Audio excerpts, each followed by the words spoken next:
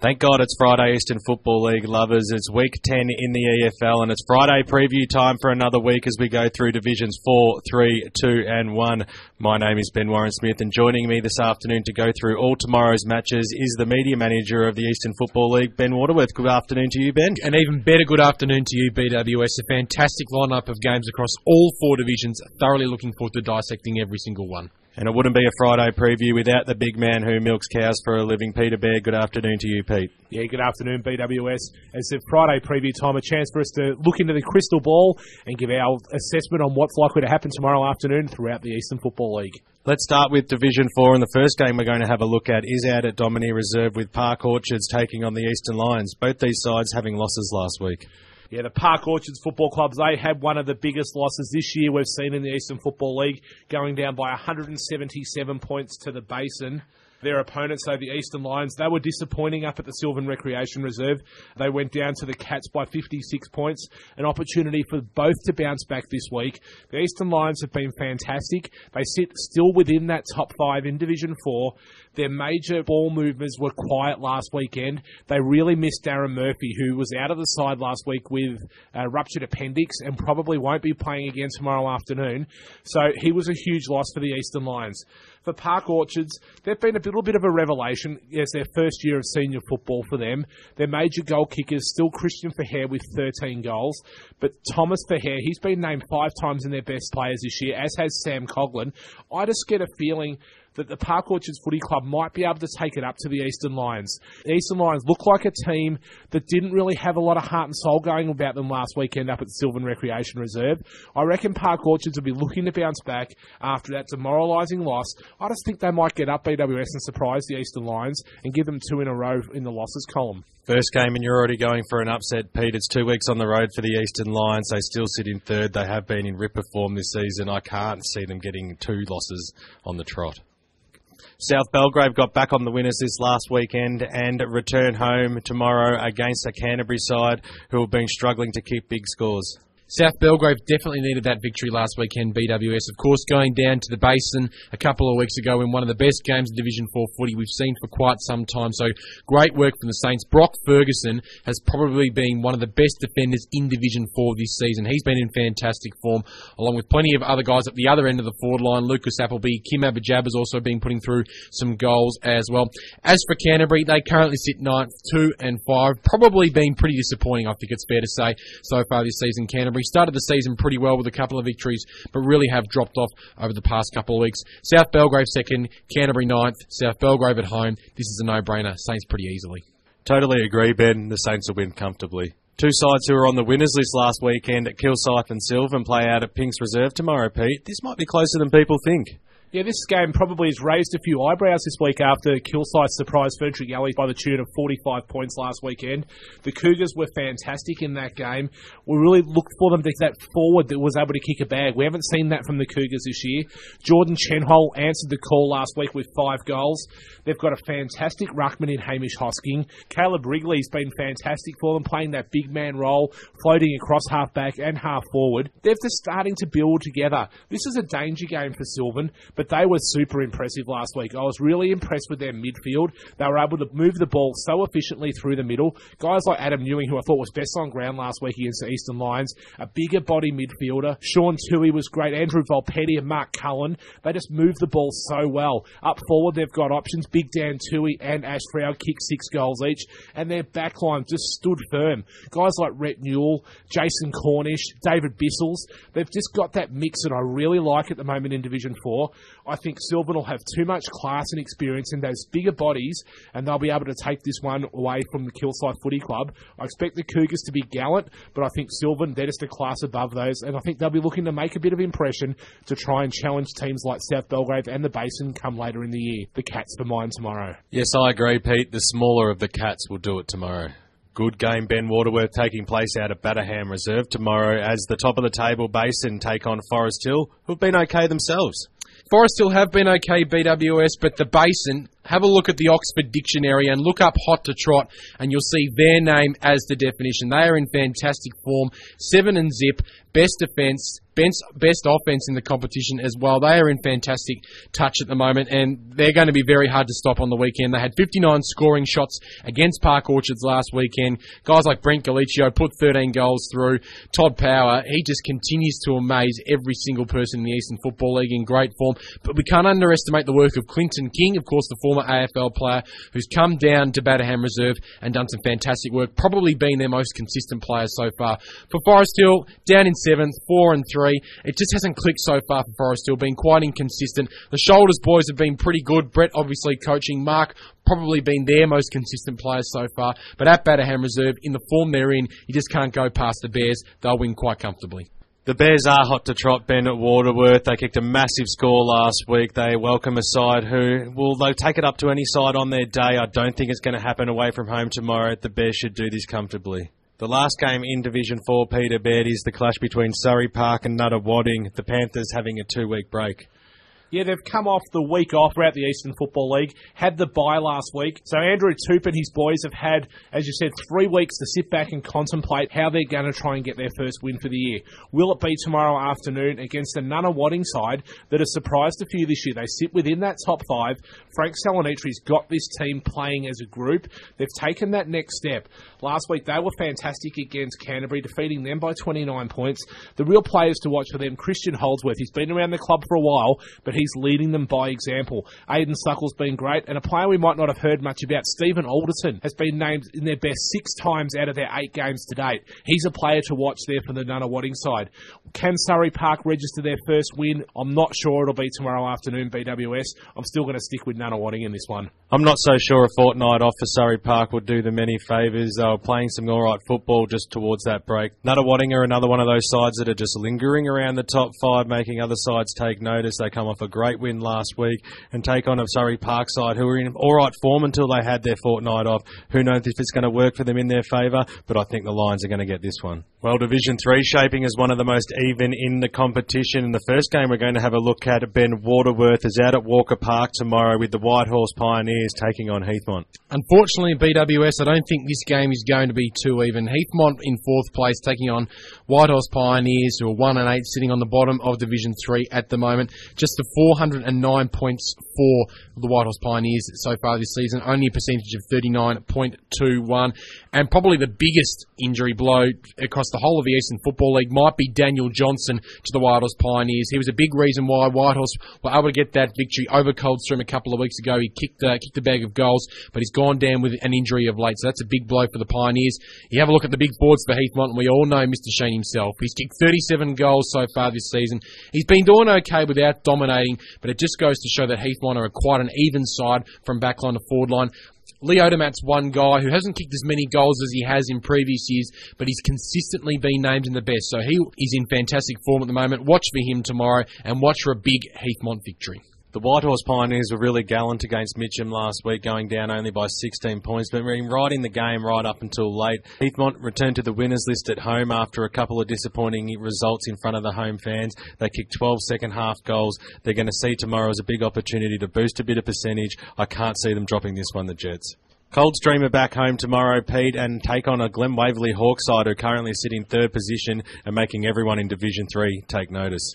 Yeah, I believe this might be the first meeting of the 2 clubs, Coldstream and the Glen Waverley Hawks. The Hawks, they'll need to check their Melways to work out how to get out there to Coldstream Reserve. They'll need to take some long winter woolies because it'll be very cold out there at Arctic Park. But I think they'll be able to come away with a win. The Glen Waverley Hawks, they've been the biggest surprise packet in the whole Eastern Football League for me this year. Having made that step up from Division 4 last year, they've taken Division 3 by storm. They currently sit second on the ladder, only behind North Ringwood. They've just got the 2 losses to their name. They've got a great mix. Darren Dewar's added that extra versatility to them since he's come into the side. Sam Zickman, who we heard on the huddle on Wednesday night, joined the Hawks this year from the Mulgrave Footy Club. He's added a bit of class through their midfield. And Big Disco, Danny Kenor in the ruck, giving their midfielders first use of the ball. Add to that the versatility of their forward line that we've seen over the last few years with guys like Andrew Azzopardi, Matthew Canali and Scott Irvine up there. And down back, Fia Tutu's been a rock for them. Matty Price's Coldstream, they've been gallant. They pushed Heathmont for a half last week, but eventually went down by 47 points. Interestingly enough, Matty Price, an EFL legend, hasn't yet named himself in the best players for Coldstream, so look for him to have a big game this weekend against the Glen Waverley Hawks.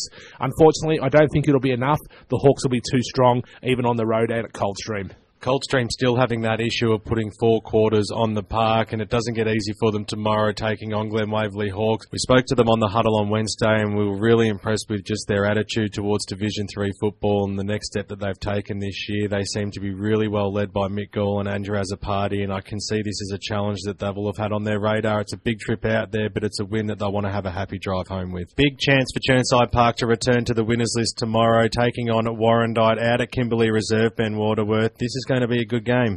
I reckon this is probably a danger game for Chirnside Park. Warrandyte are one of those teams that just in the past couple of weeks have just been sneaking up on a couple. Of course, barring against Boronia last weekend, they were clearly outclassed by a much better and a much hungrier side. But Warrandyte are improving. They've got 2 players who have really stood out for them this year. Todd Holman, who's come to the club this year, more experienced player, but he's been kicking goals. He's kicked 16 goals for the year, been very consistent and being named in the best. And watch out for Tom Appleby, a young player who's recently been named as the Leader Young Gun nomination. He's been in fantastic form for the Bloods. For Chirnside Park, though, not a lot of their players have been standing up and just sort of announcing themselves, which is a little bit of a concern for Brett Davidson. They had a good start to the year, but they're down to 8th position, currently 4 and 5.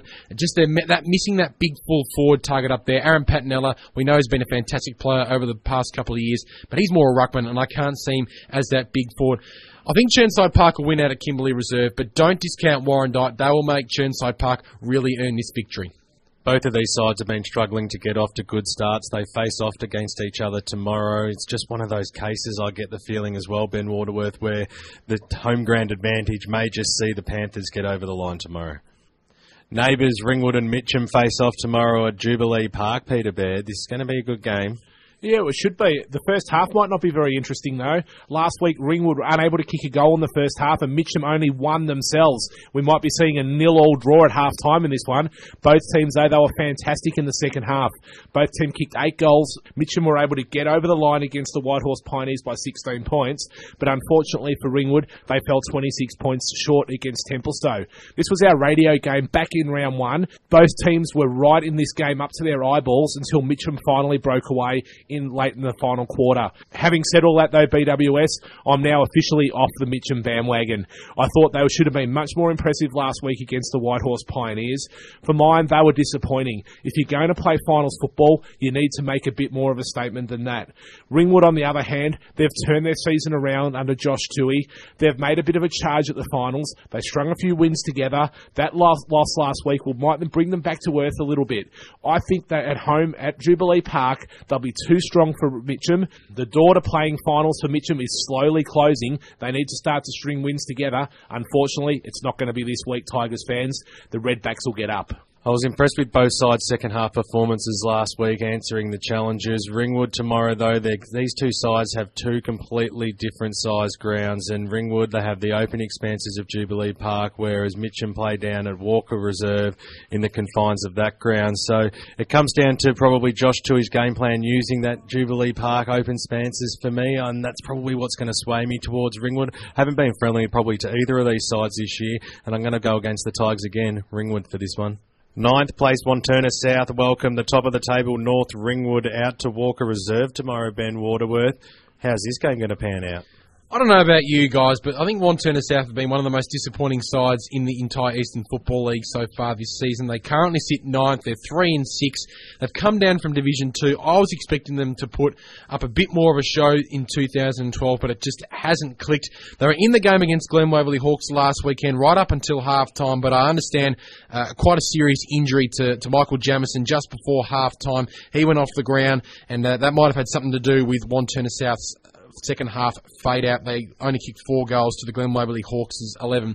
On the flip side, you look at North Ringwood, they just continue to win. They have just got a winning culture down there that is very hard to break. For mine, though, North Ringwood, such an even team at the moment. No real standouts. Possibly Matty Weeks, though. He's been really good down back. He might be leading their best and fairest, but you could throw a blanket over how many players have played well so far in 2012 for the Saints.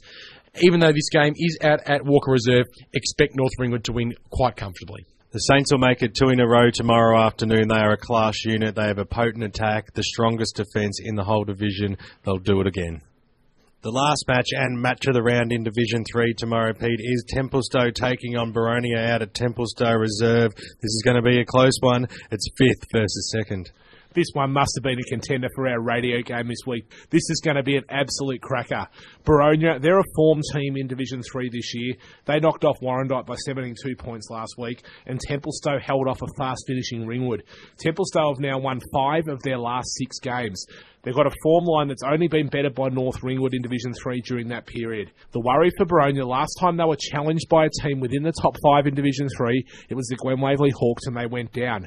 I've just got a feeling that Templestowe are starting to build. They've got players that are having fantastic years. A recruit that they picked up from the Whitehorse Pioneers, Alistair Quinn's been fantastic for them, and Troy Resentless is having a dominant year. Throw in the usual suspect in Kane McGarmez and Paul Eccles up forward. I just really like the Templestowe side tomorrow. For Boronia, though, they've got options everywhere as well. The 2 Jesses, Jess Bolton and Jess Moore, are having great years. Maddie Smith's kicking goals up forward, as is Sam Williams. They've an experienced team that knows what it's like to play at the business end of the year. This is a real toss of the coin. I'm going for Templestowe, though.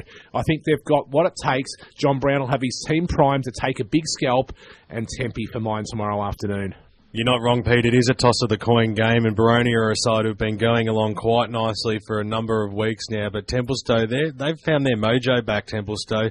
They'll really like Boronia coming out to them tomorrow. Although separated on the ladder by 4 positions, there's only 1 win between these 2 sides. Templestowe will be looking to square the ledger tomorrow, the Dockers to get up. 5 games in Division 2 as you go local for your football tomorrow. First game we're going to have a look at is Mulgrave taking on Donvale, with the Magpies, Ben Waterworth, coming off a big win last weekend. Possibly the biggest upset in the Eastern Football League last weekend, BWS, with Donvale knocking over Rowville. Looking forward to talking about Rowville in a little bit, but for Donvale, you just can't take anything away from that victory. Jack Purcell, he's a player that we just love watching here in the EFL media team. Kicked 4 goals, named as the best man on the ground. He proves as a key tomorrow against Mulgrave. Speaking of the Lions, though, nothing is going right, or very little is going right for the Lions. They're zip and 9. Just having a look at the ladder, their defence has been has led through a lot of points. They've conceded the most of points out of any other team in Division 2 this season. So that's a big concern for Ryan James and the team down there. Out there at Mulgrave Reserve, I think Donvale shouldn't have too many issues. They should win pretty comfortably for mine. I agree with you, Ben. There's only one thing you can take out of last week's match, and that is a lot of confidence. Whereas they come up against a side in Mulgrave who are really lacking the confidence, been in some close matches, but just haven't been able to get that win on the board. Donvale back in town. They'll win tomorrow. 2 sides, Peter Baird, who will be looking to return to the winners list tomorrow afternoon, are the Upper Ferntree Gully Football Club hosting your boys, the Rowville Hawks, out at Kings Park. Yeah, it should be an interesting one. A bit of a danger game for the Hawks out there. Upper Ferntree Gully, they'll be looking to try and make some sort of a statement after they were humiliated at the hands of Montrose last week, going down by 124 points. The biggest defeat the Upper Gully Kings have seen since coming up to Division 2. This one would have hurt Andy Heyman and his boys. They'll be playing with a bit of heart and trying to take a big scalp to prove that they've got what it takes to match it with Division 2 this year. Rowville Footy Club, they were the big story of perhaps the first 8 rounds. They went through undefeated after 7, then they've lost their next 2. They went down to Murrelbach, and then last week were surprised by Donvale. Paul Minot needs to get this team back in that winning feeling if they're going to challenge for a premiership. Their kicking at goal hasn't been great. They've been letting themselves down there. And part of the reason for their loss last week, by all reports, is a little bit of complacency. If they go out to Kings Park with any complacency at all tomorrow afternoon, the Kings might surprise them. I can't see it happening, though, BWS. The Hawks will be too hungry to get back on that winners list and stay in touch with sides like Murrelbach and Montrose. If they're going to be a chance come the business end of the year, this is a game they must win, and must win impressively to restore a bit of faith to the Rowville faithful. The Hawks for mine. What's been impressive about Rowville over the past few seasons, when they've dropped games that they probably shouldn't, they have answered the next week, and they've answered strongly. They come up against Upper Ferntree Gully, who themselves will have a bit to prove tomorrow afternoon, especially at home, especially to keep their season alive. And they'll be happy that the Hawks are coming along to Kings Park after a loss like last weekend, but Paul Minot likes revenge, and the Hawks are going to get it tomorrow. Second place, Murrelbach take on a Doncaster East side who have had a fortnight of victories, Ben Waterworth, tomorrow out at Heights Reserve. was fantastic being out at Derby's Reserve last weekend, BWS, and seeing the jubilation when Doncaster East knocked over arch-rival Doncaster.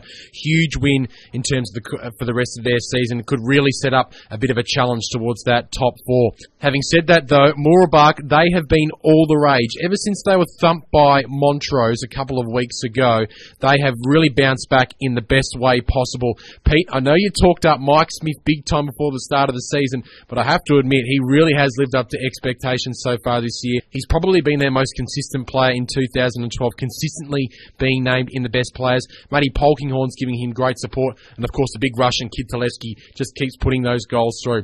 Doncaster East, we saw a variety of great players for them last weekend. Lee Murphy certainly hasn't lost any form. He's going as good as ever. Daniel Mead looks like he's really taken a step up after coming over from Don Vale during the 2012 pre-season, and they might have found a big key forward in Shane Thompson, who presented really well, but more importantly, kicked very straight, and that's what you need from a big forward. For mine, though, Mooroolbark are just in too good a form at the moment. They currently sit second. They want to try and match Montrose's percentage. Well, having looked at Montrose's percentage at the moment, that'll be a tough task, but they won't want to try and get too far away from the Demons. So Mooroolbark to win quite easily at home tomorrow. Just when Doncaster East started to get on a bit of a roll, they come up against the might of the Mooroolbark Mustangs out at Heights Reserve, who have proven this year that they are really one of the big contenders in Division 2. Of course, only having dropped that one game for the year, but they kick big scores. They love their own home ground as well. They're back there tomorrow. They'll be looking forward to Doncaster East. There's a pretty good clashes over the past couple of seasons, and they will really look forward to putting the Lions to task tomorrow. Doncaster will be looking for their second victory against the Waverley Blues tomorrow at Shram's Reserve in what is shaping to be a pretty close contest, Peter Baird.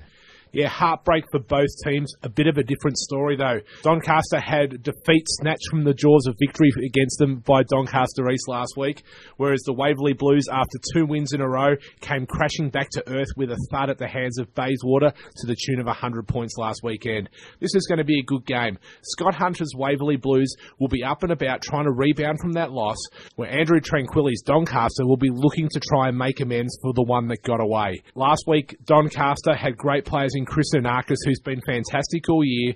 Michael Batista basically turned the game in the last quarter for them. Sia Cavallis was great. For the Waverley Blues, it's been a bit of the old guard as well. Glenn Marnie, Tom Harley, Robbie Hartfield, Matty Watts, that have all been great this year. This is another game that's a toss of the coin, BWS. I don't know which way to go. I just think Doncaster have a little bit better form line, and I'm going to stick with the Sharks tomorrow at home at Shram's Reserve. It really hurt them that game last Saturday, Pete. They weren't going to win it, then they had it in their hands, and then it was taken away from them. They proved in the first game of the year that the Waverley Blues suit the way that they play their football as well, so they'll be looking for the rematch. They'll be looking to get their second win against them for the year and take their tally to 3 and just get themselves away from that bottom part of the ladder where they don't deserve the way that they're playing their football at the moment. Match of the round in Division 2 tomorrow is out at Montrose Reserve, Ben Waterworth, with the Demons taking on Bayswater. This is going to be a good one. I talked about the Basin being the hottest team in Division 4 and looking them up in the Oxford Dictionary and seeing hot right next to them. Well, have a look at Montrose at the moment. I reckon you can describe them as scary. They are in sensational form at the moment. They have kicked 241 more points than Mooroolbark, who currently sits second for points for in Division 2. Their attacking prowess at the moment, you have to just sit back and admire. Billy Schilling has kicked 38 goals for the year. He's really taken a step up with an extra year, an extra pre-season under his belt. He really has stepped up in season 2012. Adam Cook's come to the club. He's kicked 29 goals. So their forward line at the moment is looking absolutely fantastic. For Bayswater, talking about their forward line, Wayne McInerney's been a bit of a lone hand for the Waters up forward in 2012. He's kicked 35 goals. He's not a big guy, but he certainly knows where the goals are. I'm really looking forward to the matchup in the midfield between Dean Stephen and Joel Galvin, 2 of the great players in Division 2 over the past couple of years, both been in fantastic form in 2012. These 2 going head-to-head will be gripping material. As for who's going to win, I just cannot go past Montrose. Their form has been absolutely fantastic. The Demons for mine, I think Bayswater might challenge them for a half, maybe 3/4. Biggest game for the year for the Bayswater Football Club tomorrow. If they can snatch a win against Montrose, it'll go a very long way in them getting into the Final 4 at year's end. Don't think it's going to happen though. Montrose, since they had their first loss for the year against Roeville in about round 3, they have just taken all before them, and they like crushing sides. I agree with you, Ben Waterworth. They're scary, and they're going to do this one quite comfortably. Let's turn our attention to Division 1 with some big clashes happening tomorrow across the east. The first one being the radio game out at East Ringwood Reserve between East Ringwood and Vermont. How do you see this one going, Pete? Really looking forward to getting out to East Ringwood Reserve to see a clash of the teams that currently sit 4th and 5th in that Division 1 ladder. In East Ringwood and Vermont, two teams that have been a little bit slow to start off the year have been building over the last month. East Ringwood, Anthony Van Ruyen's been doing a fantastic job for them, as has Joel Perry. I really liked the debut last week of young Jared Ferguson, the grandson of one of our favourites here on the EFL media team, Les Ferguson, named it his best in his debut game. We wish him luck tomorrow afternoon. But Vermont, they're just starting to get that little bit of swagger about them back. The usual suspects like Dean Millhouse, Ryan Mullett, Daniel Mendez, Robbie Ross have been fantastic. Dean Kelly's chipped in. Heath Black's added a new dimension to them. Jared Dalton made a bit of a switch from full back up to full forward, starting to kick goals. I like East Ringwood though. I just think that Bernie Deneen will see this as a huge challenge for his team, taking on a stalwart of the Eastern Football League in Vermont, a chance to knock them out of that top 5, and I think Bernie's boys wearing the blue and white tomorrow afternoon will come away with a very hard-fought win. I expect Vermont to be in this game late in the final quarter, but I just like this East Ringwood side this year. I just think they'll be able to pinch a victory and maintain their spot in that top 5. After a slowish start to the season, both sides have shown glimpses of some pretty good form in Division 1 in season 2012, taking it right up to some sides and getting some good wins also. I don't know about this game tomorrow. I really think that the boys have just started to click with Bernie Deneen's game plan. It's all starting to take effect, and they're a pretty decent side when they get going. They like their home ground too. It's a pretty good advantage for them, and let's hope that it's a great game. It's sure to be a close game. It always is on the radio game. The Roos by 3 goals. Noble Park return to Pat Wright Senior Oval tomorrow, taking on a Lilydale side who proved only a few weeks ago that they can take it up to anyone, Ben Waterworth. Unfortunately, though, BWS, it's just they haven't been that consistent so far this season, and that shows in their current ladder position. 11th on the ladder, 2 wins and 6 losses. They just haven't been able to get that consistency throughout the whole season. A big reason behind that inconsistency is that they rely on just one guy up forward, and I'm happy to say Nathan O'Keefe really is the barometer of the Lilydale Football Club. He's kicked plenty of goals so far this season. Having said that, though, they've had plenty of guys running through that midfield. Daniel Breeze has had a pretty good season for Lilydale. Chris Shaw's been reasonably solid down back. But the problem is there's too much reliance on Nathan O'Keefe. The Bulls, on the other hand, really aren't relying on individuals. We've seen all these players leave. We've seen all these players get injured, but they've always got cover. They've got depth. There's such an even team from backline to forward line. Between Bob Kemperman, Brown and Robertson, I think they'll be able to contain Nathan O'Keefe and kick plenty of points on the scoreboard themselves as well. Noble Park at Pat Wright Senior Oval, reasonably convincingly. They were centre stage on Queen's birthday weekend, Noble Park. They had one of the toughest challenges in the league going around at the moment out at Baldwin Park, taking on the top of the table Tigers, and they did it well. They came from behind, they ran over the top, and they really showed glimpses of a side who took themselves to 2 premierships over the past couple of years. Lilydale, they've been okay. They were good against Scoresby a fortnight ago, getting a good win, but I can't see them going out to the Bullring tomorrow and doing any damage. The Bulls will win this one. Close game beckons out at East Burwood Reserve between East Burwood and Knox tomorrow, Peter Baird. Yeah, 2 contrasting styles of football should be on display out there at Ramland. East Burwood, they've kicked the highest number of points for of any team in Division 1 this year, whereas Knox, they play that shutdown, strangle your opposition style of footy. Knox have given up the second fewest number of points in the whole competition, so it could be a battle of whether the Rams can kick a big enough score or whether Knox can shut them down. Knox, though, last week, they kicked their highest score for the year, 107 points against Blackburn, in what was a real watershed day for the Knox Footy Club. Johnny Knight, he talked about he wanted to be able to flick the switch at times this year and send his team into a fast, free-scoring mode. We saw a bit of that last weekend. They kicked 15 goals in 3 quarters of footy last week, which is as good as you'll see in First Division footy. I reckon they've just added that extra dimension to their game plan in being able to score quickly when they need to. If they can shut East Burwood down and contain them to a score where they can kick enough at the other end, obviously they'll have a win, but I think that's the key for Knox. They need to be able to minimise the damage East Burwood can do on the scoreboard, because they've been the highest scoring team in Division 1. I reckon Knox can do it. I'm going to tip Knox out at East Burwood Reserve tomorrow to get over the Rams. East Burwood sit at about 50-50 for winning games at home this season, and tomorrow they take on a Knox side who like to be talked about as a defensive unit and then can surprise anyone on their day and come out and kick a bag. John Knott is a thinker. He's a man who has a vision, and I really think that this is a game that the Knox can go home with tomorrow. Morton Park is the place to be tomorrow afternoon for the Blackburn and Scoresby supporters, Ben Waterworth, in what shapes to be a pretty good contest. Last year, these two teams finished second and third on the Division 1 ladder.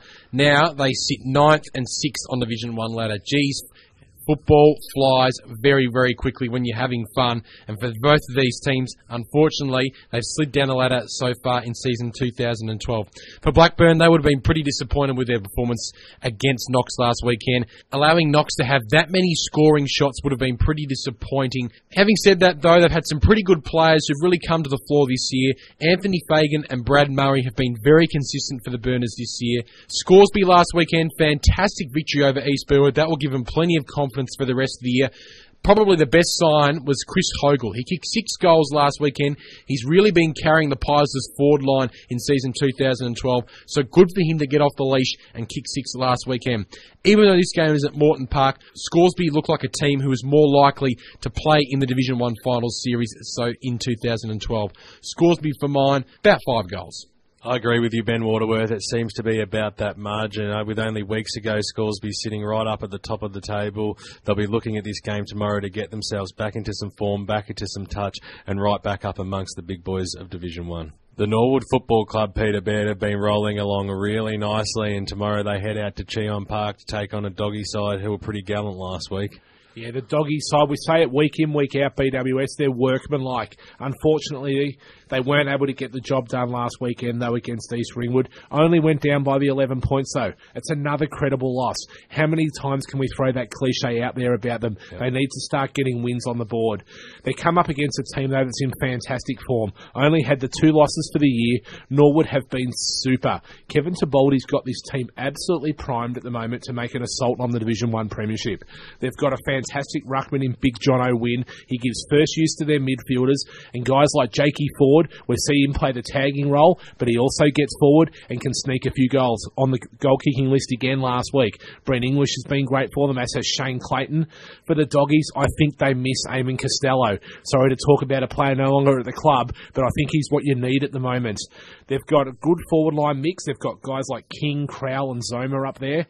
Guys going through the middle, though, Ben Osborne, he's been trying to shoulder that load. I'm not so sure whether they're going to be able to match it with the running intensity and the firepower of the Norwood Footy Club, though. The Norsemen, I really like them. Even though this one's out at Cheong Park, BWS, I'm going to stick with Norwood. It's a case of close but no cigar for the South Croydon Football Club in games of late. They seem to be within reach for about a half or 3/4 and they just fade away. Norwood, though, the side that are in form in Division 1 at the moment, they are a very even and consistent unit, the Norwood Football Club. You mentioned a lot of good players in their lineup there. Another player that I'd like to mention is Stuart Hill across the half-back line for them. He's a big boy and he's a big rock, and they just seem to have a quality spine, Norwood, and who knows how far they can go this year. They seem to be right on the money, and tomorrow they'll post a good win. The last game in the Eastern Football League we're going to have a look at tomorrow, Ben Waterworth, is a game out at Hughes Park with the Blues taking on the Balwyn Tigers. Top versus bottom, BWS. Balwyn taking on Croydon.